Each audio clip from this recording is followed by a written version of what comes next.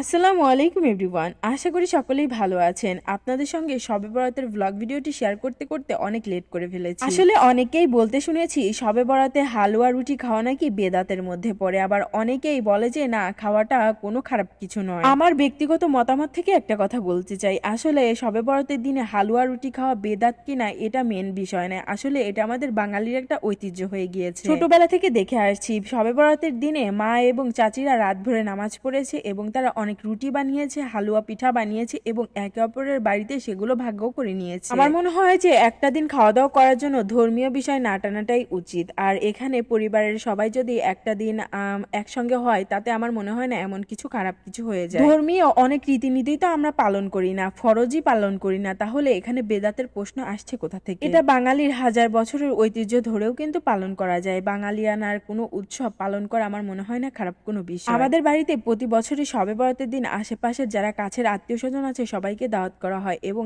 আম্মু হালুয়া তৈরি করে, পিঠা তৈরি করে, মাংস রান্না করে, আমরা সবাই অনেক মজা করে খাই। একদিকে একজন আম্মু বিভিন্ন মশলা তৈরি করছিল এবং গরু মাংস রান্না করছিল, আর এদিকে অন্য আম্মু মুরগির মাংসটা কেটে বেছে তৈরি করে দিচ্ছিল, কারণ সবাই তো এক মাংস খায় না, সবকিছুই অল্প অল্প করে সবাই খাওয়া হবে একসঙ্গে বসে। কে কতটুকু খেলো সেটা মেন ফ্যাক্ট না, সবাই যে একসঙ্গে হয়েছি, খাচ্ছি এবং রাত্রে সবাই একসঙ্গে নামাজ পড়বে। ছোটবেলা থেকেই দেখে আসছি মা চাচিরা এবং আত্মীয় স্বজন যারা আছে তারাও এই দিনে দু একজন আসতেন এবং পাড়া প্রতিবেশীর মহিলাদের নিয়ে আম্মুরা অনেক রাত ধরে নামাজ পড়তো এবং আমরা যারা ছোট ছিলাম তারাও বন্ধু বান্ধবীদের সঙ্গে পাল্লা করে নামাজ পড়তাম, কে কত রাকাত নামাজ পড়তে পারলাম। রাত্রে হালুয়া রুটি খেয়ে এবং মাংস দিয়ে পিঠা খেয়ে তারপরে নামাজ পড়ে একদম ফজরের নামাজ পড়ে ঘুম দিতাম। এটার ফিলিংস ছিল একদমই অন্যরকম। কিন্তু এখন ভাই যত দিন যাচ্ছে নিত্য নতুন সবকিছু শুনছি, জানি না কতটুকু সত্য কতটুকু মিথ্যা। শবে বরাত হিসেবে পালন না করেও নামাজ কালাম পড়ে সবাই একসঙ্গে হয়ে পিঠা খালাম না হয় এই হিসাবেই খেলাম। আসলে বর্তমানে এই ভার্চুয়াল লাইফে নিজেদের ফ্যামিলিকে একদমই টাইম দেওয়া হয় না, সবাই কম বেশি পারে না কিন্তু, আর যারা কাজের সূত্রে বা